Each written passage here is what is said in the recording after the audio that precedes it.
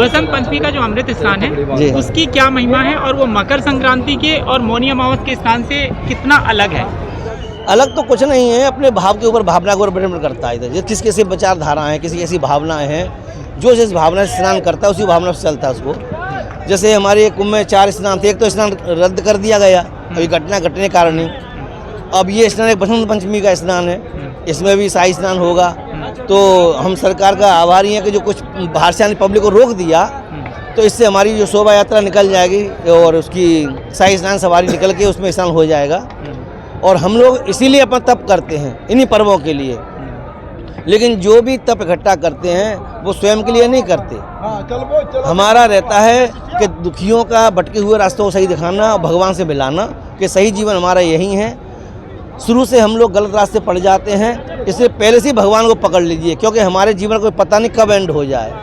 व्यक्ति की मृत्यु का पता नहीं इस टाइम कि हमारी मृत्यु कब आ जाए, कब मृत्यु चली जाए। इसलिए बाल काल से ही हमको भगवान का स्मरण करना चाहिए। द्रौपदी जी महाराज ने बचपन से भगवान की भक्ति की थी और 6 महीने भगवान को पा लिया था।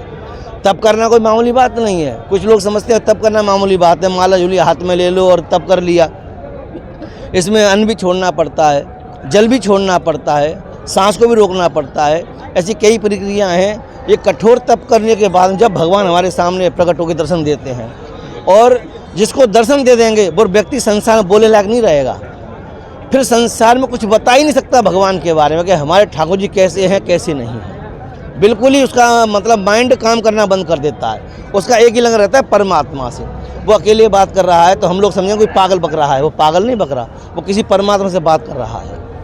लेकिन संसार की दृष्टि में वो पागल है, कहते वो अकेला बात कर रहा है किसी से जा करके। वो अकेला बात नहीं कर रहा, वो उसको कहीं ना कहीं दिख रहा है जिसे वो बातें कर रहा है। लेकिन सामने वाला उसी को दिखेगा कि वो दृष्टि, जैसे कि संजय के पास दिव्य दृष्टि थी ना, महाभारत युद्ध हुआ था तो जितने लोगों ने युद्ध किसी ने नहीं देखा, लेकिन संजय ने दिव्य दृष्टि से युद्ध देख लिया था।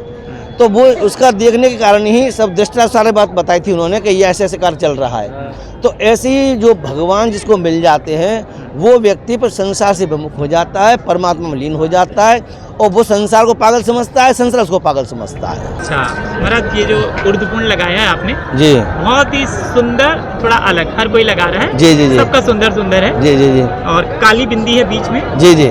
फिर हनुमान जी का अपना टीका है, जी जी जी, अपना अयोध्या, ये नागांव का प्रतीक चिन्ह होता है, सिंदूर का जो लगा हुआ है। पर ये निम्बर संप्रदाय से हम लोग। मैं जब हनुमानगढ़ी जाता हूँ तो वहाँ पे वो सारे लोग ये लगाते, बोलते हैं हनुमानगढ़ी में बाएं ओर या दाईं ओर ऐसे लगा देते हैं। जी जी जी जी। तो एक तो उर्दूपुण को एक कितनी देर में आप लगाते हैं, और थोड़ा समझाइए इसका लगाने के विधि। मतलब जब भी हम स्नान करेंगे अपने मस्तिष्क को, कभी जैसे स्वागत स्त्री जो होती है ना, कभी मांग को खाली नहीं छोड़ती है, इस तरह ही महात्माओं को स्नान करने के बाद में अपने मस्तिष्क को भी खाली नहीं छोड़ना चाहिए। जिस माथे पर तिलक नहीं होगा वो चंडाल के समान माना जाता है। इसलिए माथे पर तिलक लगाना अनिवार्य रहता है हम लोगों को। और हर व्यक्ति अपने संप्रदाय के हिसाब से तिलक को अपने माथे पर लगाता है। जो संप्रदाय का वह तिलक लगाएगा, वो धारण करेगा। इस तिलक को समझाइए। ये निम्बार्क संप्रदाय का तिलक है। ये क्या क्या है इसमें? इसमें श्री जी बीच में है, ये गोपिका है चारों ओर इसके। श्री जी बीच में, और श्री जी ये गोपी है, ये गोपी चंदन है ये। हाँ, और ये श्री है, ये श्री ठाकुर जी हमारे, और ये गोपी हैं चारों ओर इनके, और उनके बीच में। ये तो अभी यहाँ से महाराज ने लगाया था, सिंदूर का तिलक जो लगाया था, ये इनके अखाड़े की संप्रदाय का तिलक है, जो उसको लगा के चिन्ह कर देते हैं। और सम्मान की दृष्टि ऐसे होता है किसी का भी। महाराज आपका नाम और पद? मेरा नाम महंत रामकृष्ण दास है।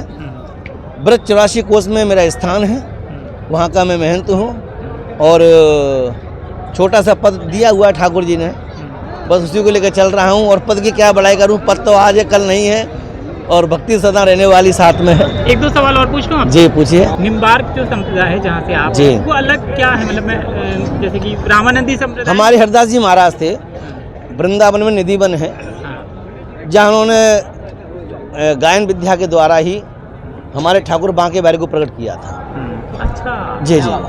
और संसार में 5 प्रकटाएं ऐसी हैं जैसे किसी कारगर नहीं बनाई, स्वयं प्रकट हुई हैं। तो हमारे बांके बिहारी जी को हरदास जी महाराज ने, निधिवन में आप जाओगे तो आज भी शाम के समय सूरज होने के बाद में ही सारी पब्लिक को बाहर निकाल दिया जाता है, क्योंकि रात में व्यक्ति जो वहाँ रुक गया है वो सुबह तक सलामत नहीं रहा है।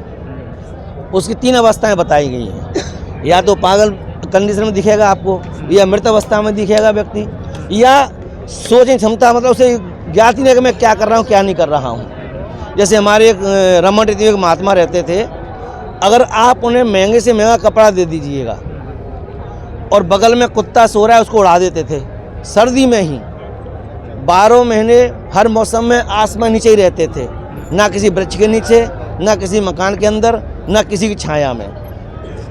और बड़े से बड़ा मंत्री आ जाए उनके आगे सबको रास्ता चेंज करना पड़ता था, ऐसा महात्मा दिख गए। तो ये महात्मा मामूली हो गए। जन्म जन्म प्रभु जतन कराई, अंत्यकाल राम आवत नाही। व्यक्ति जन्म भजन कर करके अपना जीवन त्याग देता, पर परमात्मा नहीं मिलते। क्यों? कि एक जन्म के पुण्य से व्यक्ति कोई साधु नहीं बनता। ज़्यादा कितने जन्म लेने पड़ते हैं, कितना तप करना पड़ता है, तब व्यक्ति साधु लाइन में आता है। और जो व्यक्ति अपनी इच्छा से महात्मा बन जाते हैं वो अक्सर पाखंड की ओर घुस जाते हैं, जिन्हें सिर्फ धन से प्रेम रहता है, ना कि परमात्मा से प्रेम रहता है। और जिनको धन से प्रेम रहेगा वही व्यंग्यता की बातें करेंगे। कोई घटना घट जाएगी सरकार को दोष देंगे, किसी को कुछ कहेंगे, अरे इन्हें ऐसा, अरे भाई इसमें कौन किसको मार रहा है? और जिसकी आई है, कैसे आई है, कैसे मरना है, इसका निश्चित टाइम है। व्यक्ति कोई नहीं कह सकता मैं ऐसे मर जाऊंगा। हमारी मृत्यु कैसे, कोई किसी को नहीं पता। हम अंतराय भगवान नहीं है, हम इंसान हैं। हम भी उसको पाने का प्रयत्न कर रहे हैं और आपको भी रास्ता बता रहे कि आप भगवान का भजन कीजिए, तो जिस तरह हमको सुख शांति मिल रही है वो शांति आप वही परमात्मा से प्राप्त हो जाएगी। जय श्री राधे। जय श्री राम।